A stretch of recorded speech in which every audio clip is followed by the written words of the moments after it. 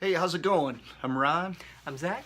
We're here on another episode of Influences, and this week we are marking the 36th anniversary of the tragic death of guitar player Randy Rhoads and the first two Ozzy Osbourne albums which he played on. Zach? Well, to start off, I suppose I should mention that these two albums, the reason we are covering them and not just Ozzy Osbourne's work as a whole is because we believe that they are the best out of his work.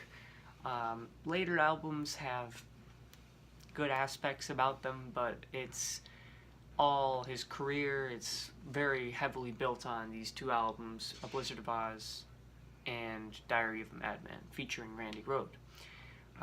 Which kind of shows that Randy Rhoads was a big part in the making of his career and those two albums. So,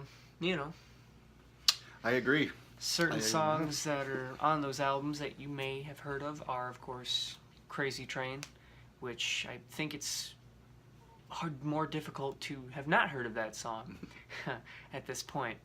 Mr. Crowley, many others off the first album. I'm more fond of Diary of a Madman. I think that's kind of when they had the more tight aspects as a band, and they had cooler songs. And the album cover's purple, and adding color to an album cover, even if it's just like, because when you see an album cover, at least today with Spotify and all that, it's going to be the only thing you see of the songs. It's the only context you have. So you see a color, and you really get a personality to the song. Like, you ever notice the difference between like a solid blue cover or a green cover? Even if the music isn't necessarily matching, it's just another texture. Anyways, I digress. The real majesty is within the playing of the music on these albums. But Diary of a Madman has songs like Over the Mountain, Flying High Again, SATO, and of course the title track, Diary of a Madman. Yep. All very wonderful rock epics, and are definitely worth a listen. Yeah, I think both of those albums are the perfect albums, and I think it must be mentioned that one of the things that makes them great was the lineup that played on both of those albums. The rhythm section of Bob Daisley on bass and Lee Kerslake on drums. Now, if you open up the second Ozzy album, Diary of a Madman, it's got a picture of Ozzy Osbourne, Randy Rhoads, and the rhythm section of Rudy Sarzo and Tommy Aldridge. Those two guys did not play on the album at all. They joined the band right after the album was recorded, and Sharon Osbourne and Ozzy decided, let's downplay the role those other guys played in the band. And Bob Daisley not only was an equal writer or a main writer of the songs, but he was also the lyricist of both albums. He has a book, I believe, called For Fact's Sake. Yeah. Which kind of says, you ever sing along to Crazy Train or, Diary of a Madman, Over the Mountain, Flying High Again, songs I had mentioned. Suicide Solution, Revelation, Mother Earth. Those are Bob Daisley's I wrote lyrics. those, he says. It's kind of crazy. He says Ozzy was always much better at writing melodies, but his lyrics were kind of throwaway. Mm-hmm. Proved me wrong. So, and Bob Daisley joined the band on the pretext that it was going to be a band and not just Ozzy's solo career, and they were going to use the name Blizzard of Oz. And somewhere along the line, Sharon and Ozzy decided, no, we're going to have this be Ozzy's solo thing. And from there, the dominoes fell until finally those guys were ousted. And it did not end amicably. It was pretty contentious, and there was court and all that stuff. So, but getting back to Randy Rhoads, he was an amazing guitar player. When he came out, it was the 80s had just begun, And Eddie Van Halen had only been around for a couple of years on the mainstream stage, and Randy Rhoads got in there and carved out a name for himself, and revolutionized the way that guitars were recorded in some aspects. He was a double tracker, which was similar to what Tony Iommi did, which kind of is funny that that occurred, which Tony Iommi did that as well from Black Sabbath. He double tracked his guitars, but he did double leads, so he would do one lead and then take another track and then do another lead right over it. And that's awesome. And that's totally cool. But something that's equally cool is what Randy Rhoads did, which he'd do a lead and then he'd do another track and play the exact same thing over it. And this is kind of different than just having a copy and paste or anything like that, because it's the slight idiosyncrasies that you can't even really hear, but that just add depth to the solo, you know? Yeah, producer Max Norman said that he was extremely organized when he went in the studio. He knew every single thing he wanted to play, and was very prepared. And he said he recorded so quickly. He would get his parts down and was just a consummate professional.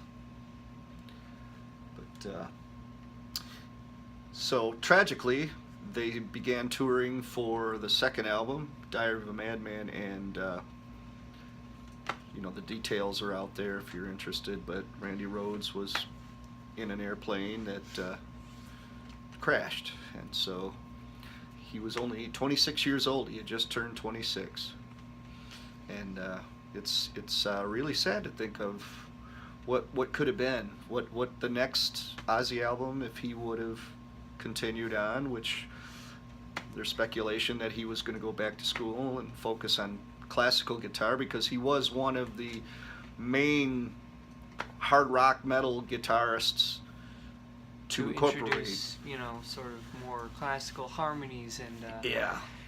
You listen to Diary of a Madman, and it's just a magnum opus of applying classical guitar to rock. It's perfect song, just an amazing track.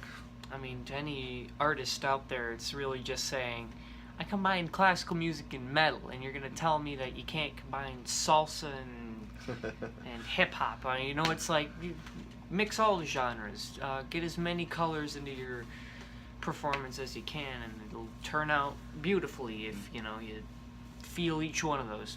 And that in itself is influencing. Not only that, though, which I should quickly mention that after his death, there was a live album released called Tribute with some of the songs that were played live, and very few Diary of a Madman songs were on that, even though it was the Diary of a Madman tour. But there's lots of amazing stuff on there, and it's definitely worth checking out for not only Randy Rhoads' guitar playing, but also the rest of the band and the songs themselves. But anyways, as I was alluding to, Randy Rhoads was a very modest guitarist, very modest musician. He wanted to go back to school to improve his guitar playing. He didn't want it to have a status symbol, or he didn't want awards. He was very humble about all of it, which is yet another thing. If Randy Rhoads is humble, it kind of, what's your excuse? Yeah. What makes you so great? You know, I remember when, after he died, you know, I was just a young guy, but there's a feature interview in, I think it was Guitar Player magazine, and it just really painted a clear portrait of the most down-to-earth, humble, musician-focused guy, and it seemed to do wonders for promoting his name among the guitar player community, because from there his influence just grew. And you know, we know this is very controversial to say, but personally for us, we don't need any other Ozzy albums but those first two. I don't have much interest in it myself. Now, to each his own, But I think those first two Ozzy albums are far beyond anything he did since. And I think Ozzy might even, there might be a part of him that would agree that there was something, some kind of lightning in a bottle, something very special about those first two albums with Randy Rhoads. After then, it became more of a business for Ozzy, and he and Sharon Osbourne, whatever your opinion of them is, they were brilliant business people, and creating Ozfest and all that was great for his career and a lot of other bands' careers. So more power to him. But as far as pure soul in the music, he was never able to match the magic of those first two Ozzy albums, in our opinion. So, on today, the 36th anniversary of Randy Rhoads' tragic death, we would just like to remember him and acknowledge all the great work that he has put in our lives. Indeed. And if there's, hopefully there's more live video footage of him out there, live recordings, because there just aren't very many. You can get on YouTube and see some really grainy stuff, but sadly enough, there wasn't much video taken of him during Which his time leads us in to our Ozzy. next point. If you know a guy, I'm kidding, but Yeah, by all means. We've heard there's stuff out there. People are kind of hoarding a little bit, and that is a kind of a problem in the bootleg traders community, where people get a hold of something and they don't want to let it out for whatever reason. But that's sad, because some of this stuff there's such precious little documentation of these great artists that it would just help to further their legend. So anyhow, to Randy Rhoads, an exceptional musician whose influence will live on.